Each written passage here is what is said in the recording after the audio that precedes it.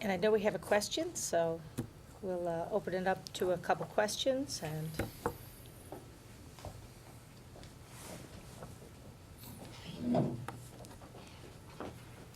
I was thinking about the title and the non-for-profit and causes you care about, I think is the way you phrased it. And I had the thought in the past in different classes that deal with more the facilitation of problem solving, and you all have had consultant work or are currently doing that. And one of the things that struck me was, how could I give my life to, say, consulting if there are things that I care so much about, but it's constantly helping this person then moving on and helping this person and moving on. And maybe that's an incorrect view of consulting, but I don't know how to phrase the question, but just wondering, are there things that you passionately care about, and are you able to aid those causes? Or is it just that there are causes in front of you and you aid those? Or is it that creativity is the ultimate cause that allows you to do good in other aspects? you know, kind of like, do you seek it out, or does it come to you? And Yeah. Well, for me, my passion is pretty much children and teens. And so I find they just kind of like, you're drawn to it's like a magnet that draws you to that, well, I could use my services in this particular area. Some of the things besides the therapy dog that I actually end up volunteering doing, it's not, you're consulting, but you're not getting paid. So we have an organization, a grassroots organization in Rochester called SMART, and that acronym stands for Safer Monroe, that's the county we live in, Area Reentry Team. And it's several agencies within the city, county, and their focus is on helping people who have been incarcerated come back into society and be successful members. And so I kind of got connected with the idea that maybe my leadership styles could help some of the agencies that were there. But what has really happened is that as I run into people who are either in that situation or they have a family member or a friend, now I find myself referring them to this organization and say, because most of the time when people come out of jail, I think they get a little bit of money and they get some clothing, and that's it. And if you don't meet certain criteria, you're back in. So, and I don't mean because you break the law. I mean, you're back in because one of the criteria is that you find a job. Okay, I have a record. How do I find a job? That's up to you. Their parole officer and their probation officer really do not give them a list of places to go and look for a job. So this agency actually have companies that have agreed that they will work with people in that position depending on what you're not going to be at a cash register if you were in jail for robbery. But if you were in jail for maybe something else, then maybe you could run a cash register. I mean, it depends on what your circumstances are. So I spent a lot of time with that agency. And then Volunteers of America, they tapped me out because of my creativity and leadership skills and asked me if I would be on their program committee. Then another agency, Center for Dispute Settlement, asked me to be a board member because of the creativity and leadership. So, and the Center for Dispute Settlement, their focus is on mediation. So it all lines up with what my passion is, which is children, teens, but just helping people who are in a position of conflict or crisis or potential crisis to broaden and look beyond that point and see that there really might be a light at the end of that tunnel if I can just get myself to stop focusing on my problem and begin to start looking at solutions. one of the things that the students are doing is they're putting together their values, their philosophy, and articulating that more, which is really what you're articulating is, this is my focus, and these are things I believe in. And do you find that you make choices deliberately in what you'll work with those kind of things in mind, what you're passionate about?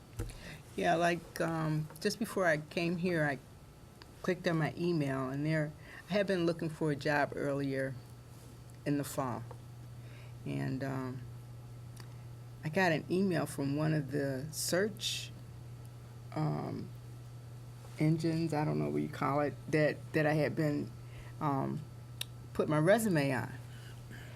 Now, I just accepted a job December 1st, supposedly part-time, to manage a tutoring service, a No Child Left Behind tutoring service. I get paid like nothing compared to what my skills are. But it's exciting because I'm able to go out and actually recruit qualified tutors to go in after school and help children, with the idea that I really believe that kids can have A's and B's. They don't have to have these C's and D's and F's that they have. So I'm looking at this, and it said all the things that I wanted to do in leadership, like teaching customer service, phone etiquette, all these things are listed on there. And I said, let me click off of this really quick, let me get ready to come to Buffalo. But I started thinking, what is your value? Is your value on taking a job where you're going to help adults and you're going to make good money, especially in the economy we're in now? Or is your focus on what you really said you wanted to do, which was really to help kids? And once you hone in on what your philosophy and your passion is, all kind of opportunities are going to come to you. You have to filter out and say, does this fit in with my belief system, or does it fit in with my philosophy? Otherwise, you can find yourself all over the place, or in places that may be financially fruitful to you, but it isn't fulfilling that part of you which hopefully has begun to start a rage inside of you as you go through this program of creativity and leadership. At the Creative Problem Solving Institute, over the past many, many years, a very interesting man named George Land said, let the future pull you. And it seems to me that when, to thine own self be true, if you're really living up to who and what you are, doors will open.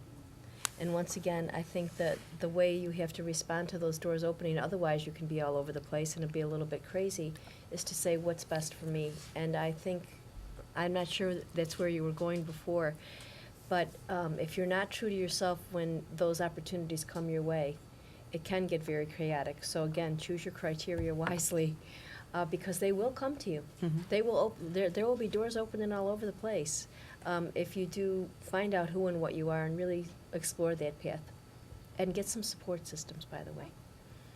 We were talking about that on the break, because there are times when you really need it, and this creative community is filled with amazing people. I think I would say that consulting can be a very frustrating vocation, if you like, because you have no power. So you can advise and you can cajole, and you often understand the situation better than the people with whom you're working, not necessarily because of greater expertise, but because for some reason people inside organizations think consultants are never going to pass on anything that they say. So you have the strangest conversations with people in organizations who tell you things which are absolutely secret and which the next person in the organization with whom you meet will then tell you the exact opposite of it. And so the insight that you get into organizations as a consultant can be really quite significant. But the power that you have is non-existent. You can only suggest. The question is, where you think you can do the greatest good. So, if you genuinely felt that you could run an organization or contribute to the running of the organization and you could make a significant change there, great. Then you need to be inside that organization.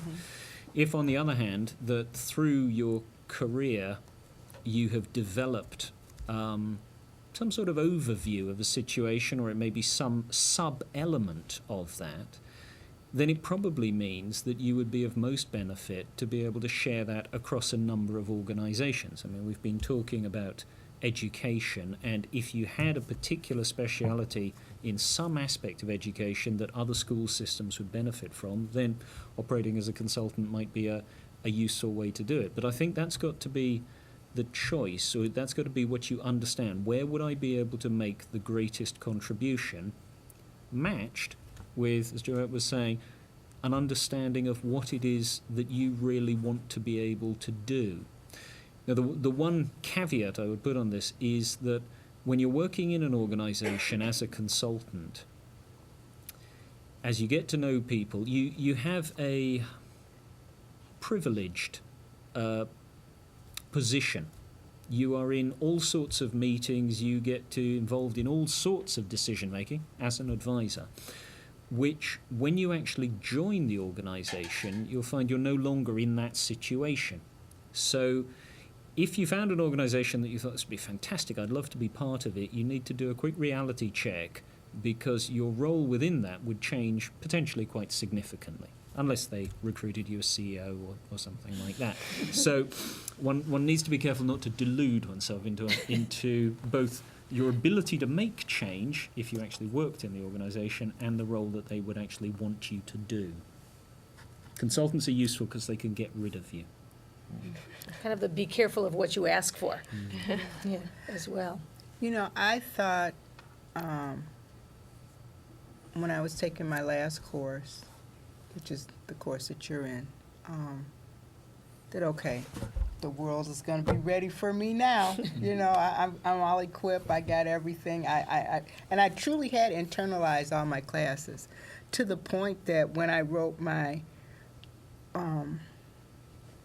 final project, I didn't look back at a single note because it had become such a part of me that I could just, and all of the courses, they made sense. I knew why I took every course and how it was fitting into the project. And so I just knew the world was ready for me, you know. But the reality is that you may find that the skills that you have, the insight that you have, that the world is not ready for you. And so